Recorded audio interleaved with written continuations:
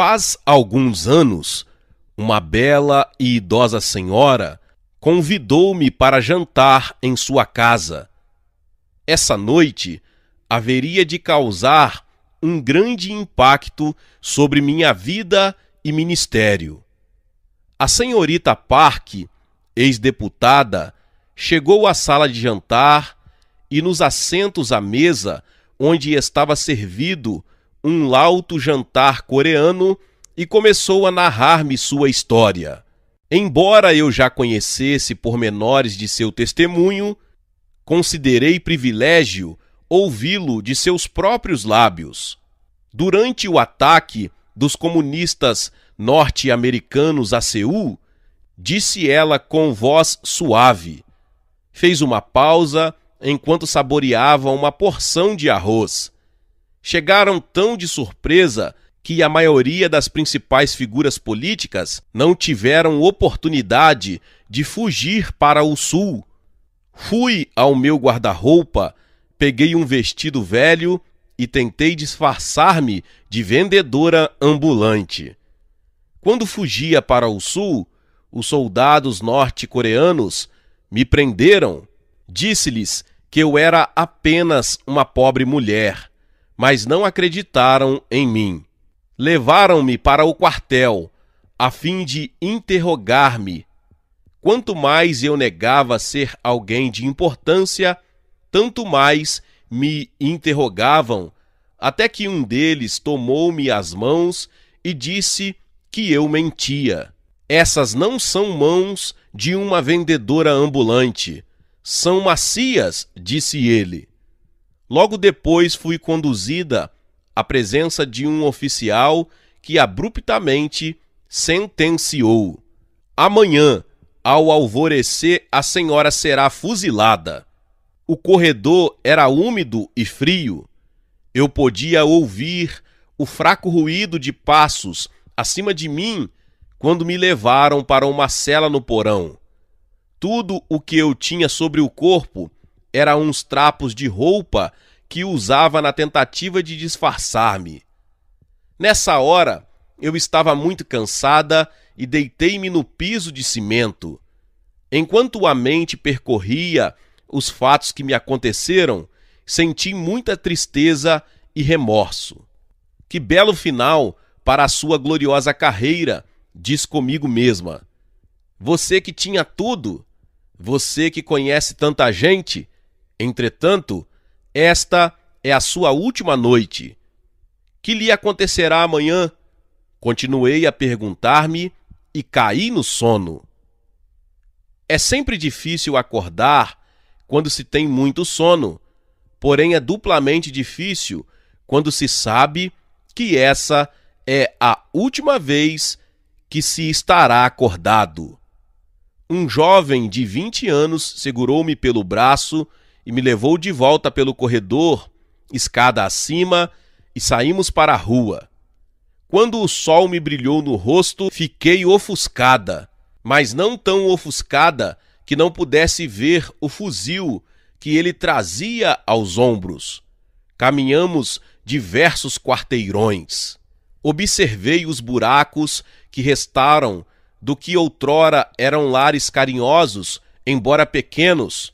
Todas essas casas estavam espremidas umas contra as outras, como se tentassem proteger-se do frio severo que nos recebia naquela manhã. Meus olhos enchiam-se de lágrimas ao lembrar-me dos principais acontecimentos de minha vida. Lembrei-me de sempre estar participando de alguma atividade.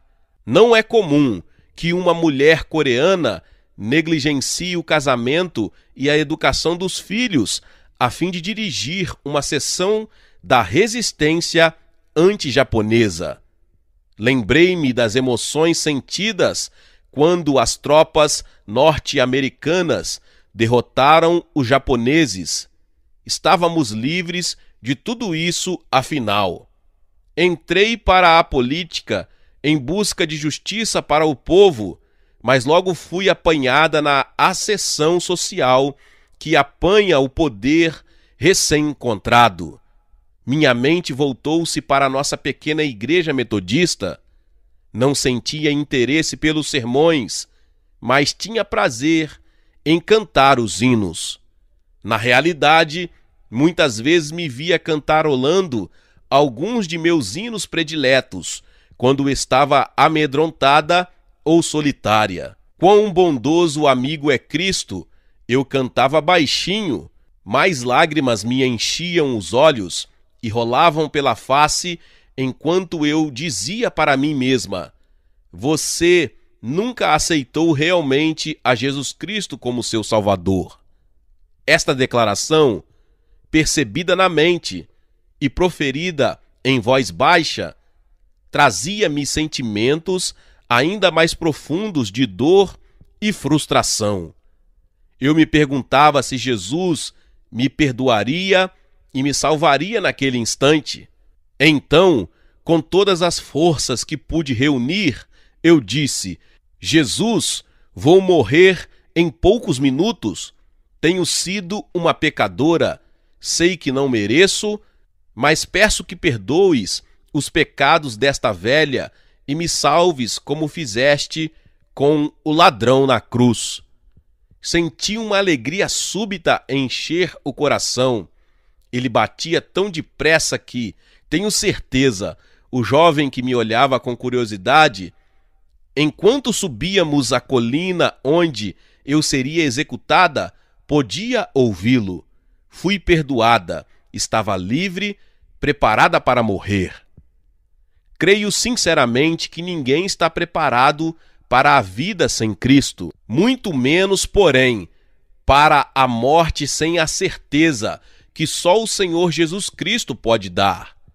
Agora que eu me sentia feliz e livre, comecei a cantar em voz alta. Revelou-nos seu amor e nos diz que lhe entreguemos os cuidados sem temor. Cale essa boca, velha, gritou comigo o rapaz que se fizera soldado. Para com essa cantoria agora. Por que deveria eu obedecer-lhe agora? Gritei. Não é verdade que vou morrer? Agora sou cristã. Acabo de ser salva ao subir esta colina e aproveitarei os últimos minutos que me restam na terra para louvar a meu Senhor e Salvador, Jesus Cristo. Que segurança! Jesus é meu, tenho antegozo da glória do céu. Comecei a cantar um novo hino para o jovem e rude soldado. De súbito, veio-me à memória toda a letra do hino e continuei a cantar tão alto quanto pude.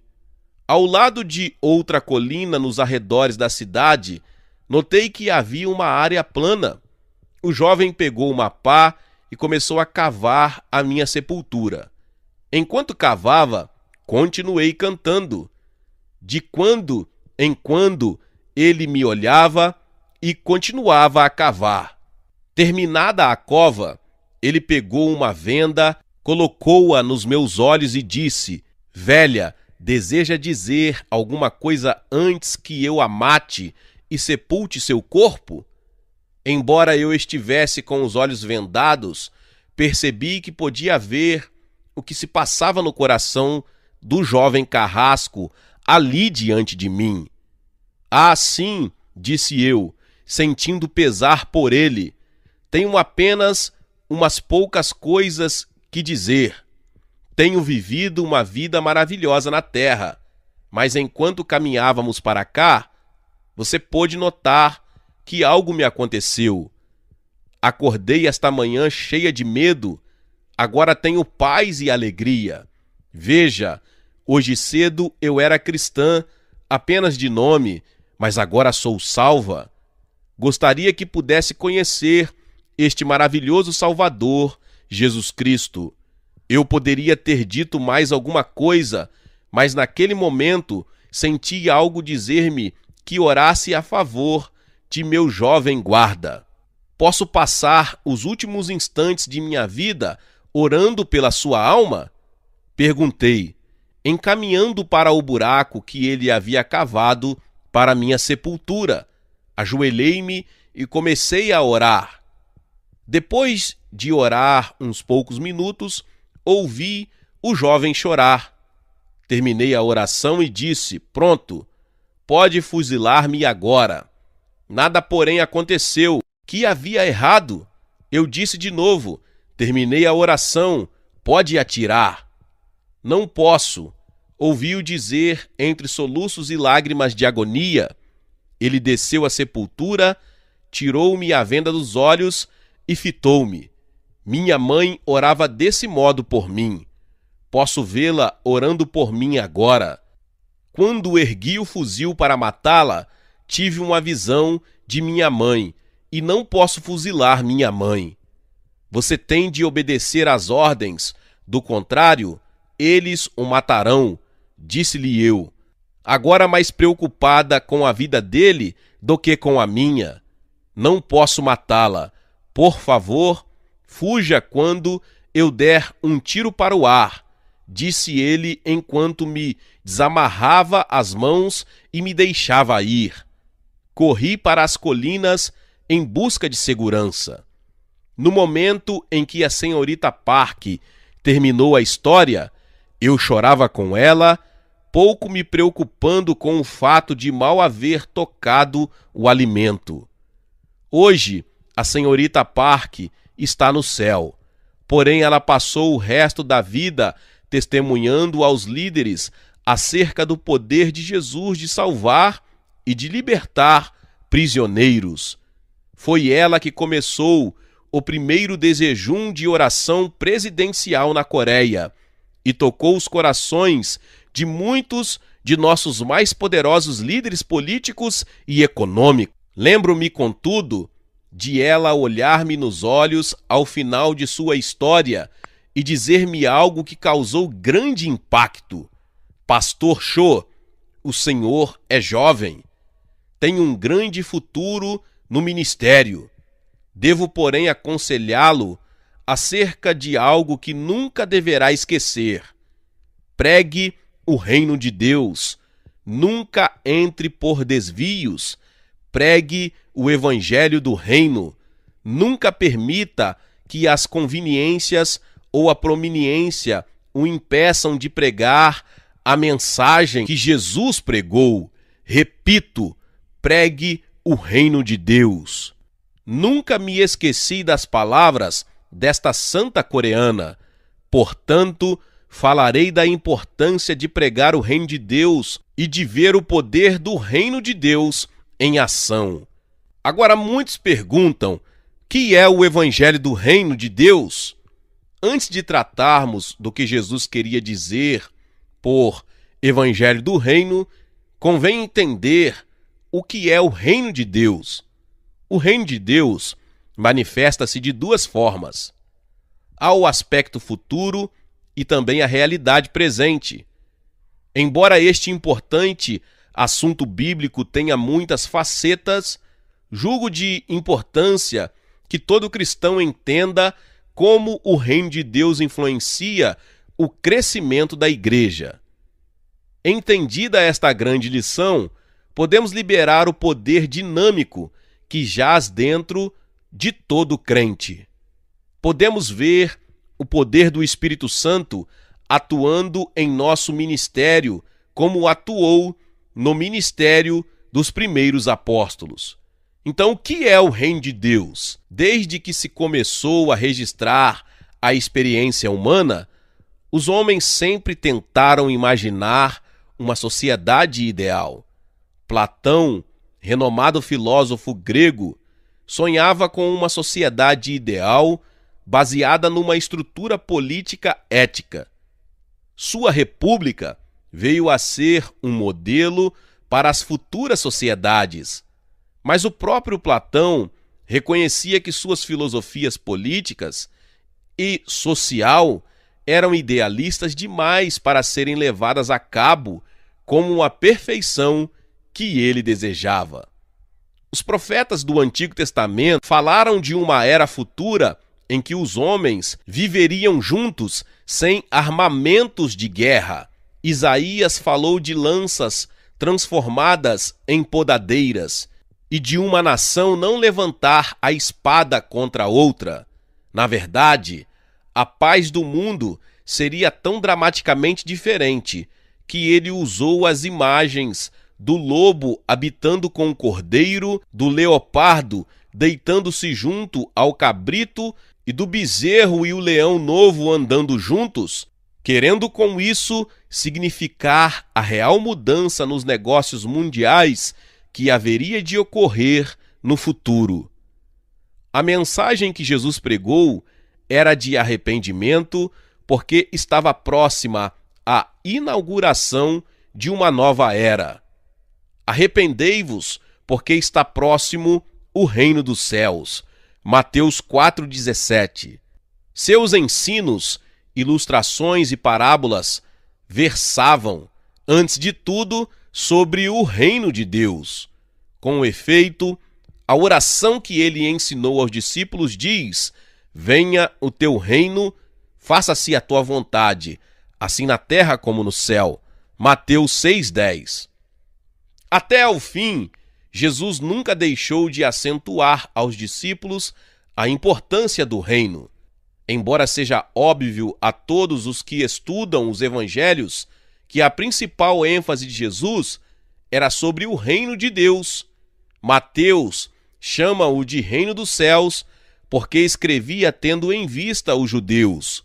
Há pouco acordo sobre o que é o reino de Deus e o que deveria ser a mensagem do Evangelho do Reino. Agostinho entendia que o reino de Deus era sinônimo da Igreja. O movimento da Reforma desempenhou grande papel em redefinir o significado do reino de Deus. Calvino concordava basicamente com Agostinho. Divergiam apenas sobre que aspecto da Igreja representava o reino de Deus. No seu entender, a verdadeira Igreja, dentro da Igreja visível, era a manifestação terrenal do reino de Deus, cabendo-lhe a missão de transformar as nações do mundo em povos dispostos a submeter-se ao senhorio de Jesus Cristo. A tarefa da Igreja seria possível mediante o uso de um poder especial chamado Evangelho do Reino.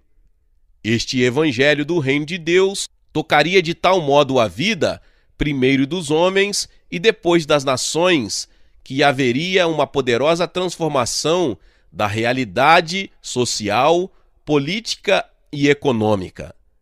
A Igreja foi comparada ao fermento que lentamente vai permeando a massa da terra de tal modo que num determinado ponto da história a terra proclamaria Jesus como Senhor e Rei. A essa altura, o Senhor Jesus Cristo voltaria a fim de receber o reino que o Pai Celestial preparou para ele. A outra escola de teologia que não tenta explicar o reino de Deus em termos do futuro, procura entendê-lo em seu presente contexto social. Harvey Koss é apenas um dos muitos teólogos modernos que consideram o reino de Deus como uma ordem social produzida pela Igreja. Os problemas de desigualdades, preconceitos, bem como o restante de nossas preocupações sociais, devem ser ventilados e tratados por uma Igreja cônscia de sua missão. Os termos bíblicos são redefinidos para torná-los mais aplicáveis aos problemas. Muitos de nossos líderes eclesiásticos liberais são motivados pelo que consideram falta de interesse dos líderes eclesiásticos evangélicos mais conservadores. Embora, mais adiante, eu externe minha opinião acerca do reino de Deus, creio que há uma falha fundamental em manter-se apenas uma opinião sobre ele. Conquanto eu creia na razão, não creio na infabilidade dela. Há um fundamento maior do que a razão para estabelecer-se o que é realmente o reino de Deus. Esse fundamento é a simples, porém profunda a palavra de Deus. Examinemos alguns princípios bíblicos básicos que nos ajudarão a entender o que é o reino de Deus. Em primeiro lugar, o reino de Deus não é só para o futuro, mas também para o presente. O reino de Deus não é comida e nem bebida, mas justiça e paz, e alegria no Espírito Santo, Romanos 14:17. Paulo revela-nos que o reino de Deus transcende a existência natural do homem e leva-o a experimentar no presente o fruto do Espírito Santo, que, se a pessoa associar-se com o Espírito Santo, tornar-se-á semelhante àquele com quem se associa. O resultado final da associação com o Espírito Santo será uma existência mais de acordo com a qualidade que Deus confere à vida do que com seus aspectos essenciais, como comer e beber. Em segundo lugar, Paulo revela ainda que o reino de Deus é algo em que entramos como resultado da regeneração pelo Espírito Santo. Ele, Deus, nos libertou do império das trevas e nos transportou para o reino do Filho do seu amor. Colossenses 1:13. No grego, a palavra transportou é metastasen, que significa literalmente mudar de lado. Pode-se comparar este versículo a um jogo de futebol, quando o time ocupa um lado do campo. Num lado está a equipe representando o reino das trevas, no outro, a que representa o reino de Deus. Durante o jogo, um dos principais jogadores do time das trevas tira a camisa, vai para o banco do adversário e veste a camisa do reino de Deus. Depois ele entra no campo para jogar contra o time das trevas. Ele simplesmente troca de lado. Foi isto que aconteceu conosco. Passamos de um reino para o outro, o reino de nosso Senhor. Em terceiro lugar, o reino de Deus também é retratado em sua perspectiva futura de bem-aventurança eterna. Por isso, irmãos, procurai com diligência cada vez maior confirmar a vossa vocação e eleição, porquanto, procedendo assim, não tropeçareis em tempo algum. Pois desta maneira é que vos será amplamente suprida a entrada no reino eterno de nosso Senhor e Salvador Jesus Cristo. 1 Pedro 1, 10 e 11. Jesus falou do futuro ao dizer: muitos virão do Oriente e do Ocidente e tomarão lugar à mesa com Abraão, Isaque e Jacó no reino dos céus. Ainda no capítulo 13 desse mesmo evangelho, nosso Senhor narra parábolas que dão maior clareza ao que para ele significava o reino de Deus. Ele diz que, expurgado o reino das impurezas, os justos resplandecerão como o sol. Em quarto lugar, Jesus é a representação de como é estar no reino. Não vem o reino de Deus com visível aparência, nem dirão: ei-lo aqui ou lá está, porque o reino de Deus está dentro em vós. Este versículo pode aplicar-se ao fato de que o reino de Deus estava no meio deles. Jesus estava entre eles. Os fariseus não deviam procurar uma manifestação gloriosa no futuro, porque o reino de Deus estava diante deles e eles eram cegos demais para observar que Deus estava operando sem estardalhaço. Em quinto lugar, o paradoxo do reino tem de ser considerado na base de uma compreensão equilibrada. Jesus disse a Pilatos no capítulo 18 de João: o meu reino não é deste mundo.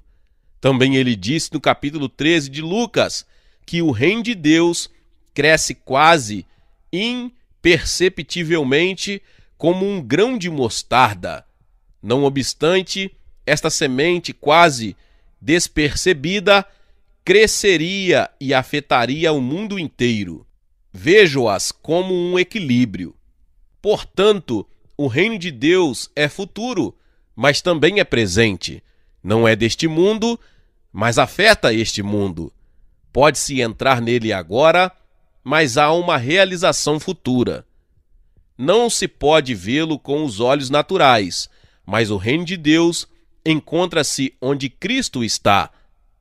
Quando analisamos o reino de Deus um pouco mais, podemos perceber que é possível entendê-lo de diferentes modos. Tanto baileia, palavra grega traduzida como reino, assim como a palavra malkut, representam a categoria de autoridade exercida por um rei. A ideia que temos hoje relaciona-se com as pessoas que estão sob a autoridade do rei ou com o território sobre o qual se exerce a autoridade real. Assim, a natureza da autoridade pode estar mais próxima da compreensão do conceito bíblico do reino do que os súditos estão da autoridade. O Salmo 145:13 expressa em termos poéticos algo desta ideia. O teu reino é o de todos os séculos. O teu domínio subsiste por todas as gerações.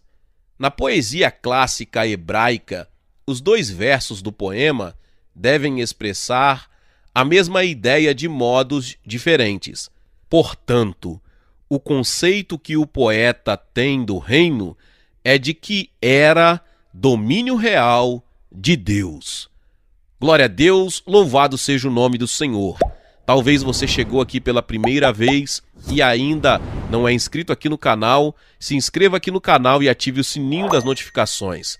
Todos os dias são postados vídeos abençoados aqui no canal para te abençoar. Deixe também o seu like e não se esqueça de compartilhar esta palavra com mais pessoas. Meus irmãos e minhas irmãs, nos vemos nos próximos vídeos. Amém.